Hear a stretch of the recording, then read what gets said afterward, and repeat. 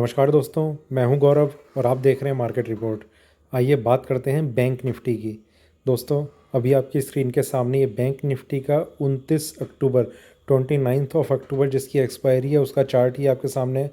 और इसमें जिस तरीके की मूवमेंट लास्ट ट्रेडिंग सेशन में रही है उसको लेकर हम बात करेंगे कि क्या सपोर्ट और रेजिस्टेंस लेवल इसमें हमें नज़र आ रहे हैं और उसको देखते हुए हमारा आगे का क्या व्यू बन रहा है। दोस्तों, मूवमेंट अभी पिछले कुछ दिनों से हम देख रहे हैं कि बैंक निफ्टी में एक तेज़ी सी आने लग गई है। और इससे अलग आप अगर कुछ टाइम पहले का मेरा एक वीडियो देखेंगे, मैं जनरली डेली अपडेट नहीं करता हूँ, मैं वीकेंड पे मेरी कोशिश रहती है कि मैं निफ्टी बैंक निफ्टी के वीडियोस अपडेट करता हूँ। तो उसमें मैंने पता नहीं शायद 2 हफ्ते पहले मैंने बताया था या 3 हफ्ते पहले कि निफ्टी में जिस तरीके का ट्रेंड चल रहा है ओवरऑल उसमें एक स्ट्रॉन्ग बुलिशनेस के सिग्नल साइन मिले हुए हैं। और उसमें एक जो एक्सपेक्टेड लेवल है, जो अब इसका एक नेक्स्ट रेजिस्टेंस है, वो है 13,050 के ऊपर, मतलब 13,050 से 13,100 के बीच में। अगर उसके ऊपर मार्केट जाता है तो उसमें एक फ्रेश रन आ सकता है। अदरवाइज़ मार्केट में जो नेक्स्ट रेजिस्टेंस है वो 13,000 के आसपास ही आप समझिए कि वहाँ पर है, वहाँ तक भी जाने के चांसेस हैं। तो आप अगर ये सोच के बैठे हैं कि एकदम से एक सेलिंग आ जाएगी, सेलिंग जैसा व्यू बिल्कुल नहीं बन रहा अभी। बहुत ही ध्यान से आप ट्रेड कीजिए। देखिए, मार्केट में कुछ लोग इस तरीके से ट्रेड करते हैं कि लास्ट हाई जब ब्रेक होगा तो एकदम से एक और ज़बरदस्त तेज़ी हमें देखने को मिलेगी। वो चीज़ें भी मैटर करती हैं, पर कब वो चीज़ मैटर करती है, कब एक उससे अपसाइड मैटर करती है, मतलब एक ट्रेंड लाइन जो है वो ऊपर की साइड जा रही हो, तो बहुत सारे फैक्टर हैं। हम उन चीज़ों को इग्नोर नहीं कर सकते कि अगर कुछ मार्केट में तेज़ी आ रही है तो हम ये सोच के बैठे रहें कि पेंडेमिक के टाइम इतनी करेक्शन आई थी और हम उसी करेक्शन का एक माइंड बना के चलें कि मार्केट में एक करेक्शन फिर से आएगी। देखिए, चार्ट्स जो शो कर रहे हैं वो हमें समझना पड़ेगा। हम मार्केट से लड़ नहीं सकते, हमारे पास ना इतना फंड है कि हम मार्केट में एक तेज़ी बनती हुई आ रही है और हमारे पास कि इतना पैसा हो कि हम मार्केट में मंदी ले आएंगे। मार्केट जैसे ट्रेड कर रहा है हमें उसे फॉलो करना पड़ेगा। तो आइए 5 मिनट के टाइम फ्रेम पे बैंक निफ्टी के हम ट्रेंड को समझने की कोशिश करते हैं। ये मैंने आपको ओवरव्यू निफ्टी का इसलिए दिया है क्योंकि थोड़ा सा कहीं ना कहीं हम एक कोरिलेशन देखते हैं निफ्टी बैंक निफ्टी के बीच में। निफ्टी में अगर एक ओवरऑल एक काफ़ी टाइम से हम एक तेज़ी बनती हुई देखेंगे तो बैंक निफ्टी में भी उसका असर आपको दिखेगा ही दिखेगा। और सेम चीज़ है, अगर बैंक निफ्टी में एक मंदी अगर चलती रहती है तो उसका असर भी हमें मतलब निफ्टी का बैंक निफ्टी में ज़रूर एक असर दिखता है। देखिए, यहाँ पर एक गैप अप ओपनिंग के साथ मार्केट ने शुरुआत करी और धीरे धीरे एक अपसाइड मूवमेंट आती रही, एक छोटी सी एक करेक्शन आई, वहाँ से फिर एक अपसाइड मूवमेंट बननी शुरू हो गई, मार्केट यहाँ पर आकर क्लोज हो गया। तो एक हमने देखा कि पूरे दिन एक बढ़त बनी रही थी और मार्केट बहुत अच्छे से अपने आप को ऊपर के लेवल पे सस्टेन करके बना हुआ था। तो इस तरीके का एक सिनेरियो हमें देखने को मिला है। आइए थोड़ा सा टाइम फ्रेम बढ़ाते हैं और वहाँ देखते हैं कि किस तरीके का व्यू में नज़र आ रहा है। देखिए, 15 मिनट की अगर मैं बात करूँ, यहाँ आपको एक चीज़ समझ में आएगी कि पिछले कुछ दिनों से मार्केट में एक तेज़ी जो है वो कंटिन्यू थी। ये 3 ट्रेडिंग डे हैं जहाँ पर आप देख रहे हैं कि इस तरीके का एक सिनेरियो बन रहा है। कंटिन्यूसली मार्केट एक अप ट्रेंड में है, 1 घंटे की तरफ चल रहे हैं। यहाँ पर हमें और ज़्यादा चीज़ क्लियर होगी। देखिए, ये एक कंसोलिडेशन फेज चल रहा था, यहाँ पर एक करेक्शन आती गई मार्केट में, काफ़ी नीचे तक के लेवल हमें देखने को मिले, वहाँ से एक स्ट्रेंथ बननी शुरू हुई, एक बाउंस बैक आया, उसके बाद एक स्ट्रेंथ बननी शुरू हुई और मार्केट अब अपने रिवर्सल के लेवल के आसपास कहीं पर ट्रेड कर रहा है। वो कौन सा लेवल होगा, उन सब चीज़ों को हम जानने की कोशिश करेंगे। थोड़ा सा टाइम फ्रेम और बढ़ाने की कोशिश करते हैं। यहाँ हम देखते हैं डेली चार्ट्स पे एक जिगजैग वे में मार्केट एक थोड़े बड़े टाइम फ्रेम में ट्रेड कर रहा था। एक करेक्शन आई, करेक्शन काफ़ी नीचे तक ले गई, 21,000 से भी नीचे का लेवल 20,500 तक के लेवल इसमें देखने को हमें मिले। उसके बाद ये एक बाउंस आ रहा है, बाउंस भी इस तरीके का आ रहा है कि मार्केट में एक रिवर्सल आ सकता है। देखिए, रिवर्सल यहाँ पर हमें क्यों लग रहा है, रिवर्सल लगने का सबसे बड़ा रीज़न ये है कि जो ये एक कंसोलिडेशन पॉइंट था जहाँ पर मार्केट कंसोलिडेट हो रहा था, वहाँ के बाद इसमें एक नीचे ब्रेकडाउन आया और ब्रेकडाउन के बाद एक कंटिन्यूसली इसने एक डाउन ट्रेंड दिखाया।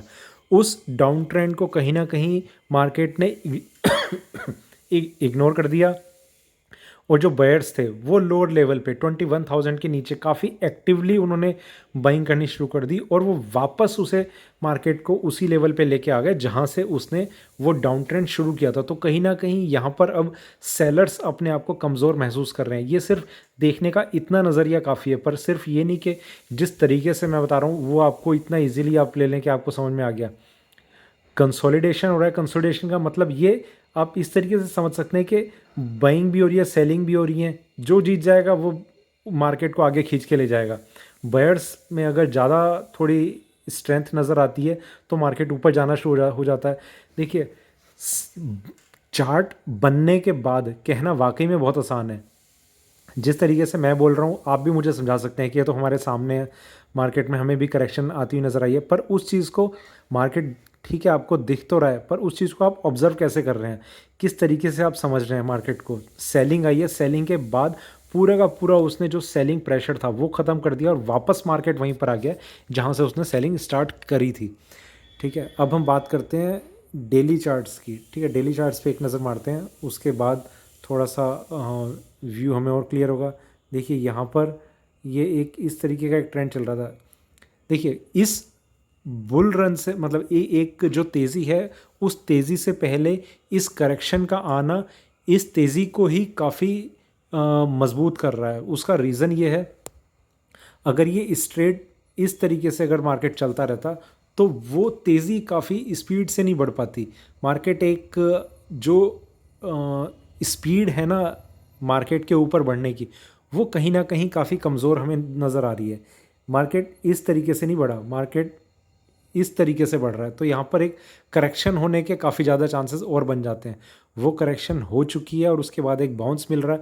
बाउंस के बाद हमें एक रिवर्सल का वेट करना है। रिवर्सल कब आएगा? रिवर्सल मतलब ऊपर की साइड के लिए। रिवर्सल का मतलब सिर्फ आप डाउन साइड पे ना समझें। ठीक है, तो इस तरीके का एक ट्रेंड हमें नज़र आ रहा है। अब कौन से लेवल्स हैं कौन से लेवल्स नहीं हैं उन पर अभी हम बात करते हैं। देखिए आइए चलते हैं एक बार 1 घंटे के चार्ट की तरफ और यहाँ पर हम समझने की कोशिश करते हैं। देखिए सबसे पहले मैं आपको बताता हूँ, अगर आप प्योरली इंट्राडे ट्रेड की बात कर रहे हैं, देखिए ये लेवल जो मैं अब आपको बता रहा हूँ इसके चेंज होने के बहुत ज़्यादा चांसेस रहते हैं। ये है यहाँ कहीं पर रहेगा ये वाला प्राइस 22,570 22,570। ठीक है, जब तक मार्केट इसके ऊपर ही अगर बना हुआ है तो एक अच्छी तेज़ी एक मजबूती के साथ मार्केट आगे बढ़ता रहेगा। अदरवाइज़ इसका एक नेक्स्ट लेवल है जो ब्रेक नहीं होना चाहिए। अगर मार्केट में एक स्ट्रेंथ हमें नज़र आ रही है वो है यहाँ पर इस लाइन पे। ये अगर ब्रेक हो जाता है तो कहीं ना कहीं वापस मार्केट एक कंसोलिडेशन फेज़ में आ जाएगा और फिर उसके बाद क्या होगा, बाइंग होगी सेलिंग होगी, उन चीज़ों के लिए कहना थोड़ा सा मुश्किल हो जाएगा। 22,150 का लेवल अगर ब्रेक होता है और मार्केट इसके नीचे थोड़ा सा सस्टेन कर लेता है तो वापस मार्केट एक कंसोलिडेशन फेज़ में आ जाएगा। इसके नीचे अगर आता है तो एक सेलिंग प्रेशर ज़रूर बन सकता है, मतलब एक करेक्शन कह सकते हैं कि इंट्राडे में एक करेक्शन आ गई, पर चांसेस ये रहेंगे कि मार्केट कहीं ना कहीं से जल्दी ही एक टर्न ले लेगा ऊपर की साइड में। तो वो उसी टाइम के ट्रेंड पर डिपेंड करेगा कि किस तरीके से। और एक चीज़ और मैं आपको बताऊं, ये प्राइस जो है 22,570 इसे आप कंसिडर सिर्फ तभी कीजिए जब मार्केट नेक्स्ट सेशन में यहीं कहीं ओपन हो रहा है या यहाँ ओपन हो रहा है, तो आप 22,570 को आप कंसिडर कीजिए। अदरवाइज़ इसका कोई मतलब नहीं रह जाएगा। 22,150 का मतलब बिल्कुल रह जाएगा और वो तब तक रहेगा जब तक मार्केट में एक ट्रेंड जो है वो ऊपर की तरफ बना हुआ है। तो अगर इसके नीचे आ जाएगा मार्केट तो एक कंसोलिडेशन फेज में मार्केट चला जाएगा। फिर से हमें फिर वेट करना पड़ेगा कि मार्केट अब ऊपर की तरफ कब एक फ्रेश ब्रेक दिखाएगा। उससे नेक्स्ट हम लेवल की बात करते हैं, वो है बिल्कुल एग्जैक्ट यहाँ पर 21,050। इस प्राइस के ब्रेक होने के बाद वैसे तो बहुत नीचे है और इसके आने के चांसेस अभी बहुत जल्दी भी नज़र नहीं आ रहे हैं, बहुत टाइम ले लेगा। अगर ऐसा कुछ मार्केट में एक मूवमेंट अगर ऐसी बनती भी है कि मार्केट को नीचे की तरफ एक डाउन साइड में खींच के ले आ रही है तो मार्केट में एक मंदी आ सकती है, काफ़ी तेज़ एक करेक्शन आ सकती है और ये लो भी ब्रेक हो जाएगा और पता नहीं कितनी नीचे तक मार्केट चला जाए उसको कहना अभी थोड़ा सा मुश्किल रहेगा। तो 21,050 इसके ऊपर मार्केट जब तक है तो थोड़ा सा एक सपोर्टिव मार्केट है, मतलब एक पॉजिटिव वे में डायरेक्शन में मूव कर सकता है। ठीक है, तो तीनों जो लेवल हैं उसकी मैंने आपको इम्पोर्टेंस बताई है, और तीनों की इम्पोर्टेंस जो है वो अपने ही हिसाब से है उनके, कुछ इंट्राडे लेवल में, कुछ एक कंसोलिडेशन के लिए, और कुछ एक जो भी अब ट्रेंड चल रहा है इसे कहाँ से वो एक रिवर्सल मोड में लाएंगे। इन सब के बाद एक सबसे इम्पॉर्टेंट लेवल जो मैं आपको बताना चाह रहा हूँ, जिसके बाद मार्केट में मुझे नहीं लगता कि एक थोड़ा सा एक कुछ दिन के लिए मार्केट सस्टेन तो ज़रूर कर सकता है, पर एक स्पीड ज़रूर दिखाएगा आपको ऊपर की तरफ में। वो लेवल है 23200। मार्केट इस बैंक निफ्टी अगर इस प्राइस के आसपास भी कहीं पर क्लोज हो गया तो आप ये देखेंगे ये एक या तो कंसोलिडेट रहेगा मार्केट कुछ और दिनों तक, 4-5 दिन के लिए, पर एक फ्रेश और तेज़ मूव ऊपर की साइड में बहुत इजीली ले लेगा ये।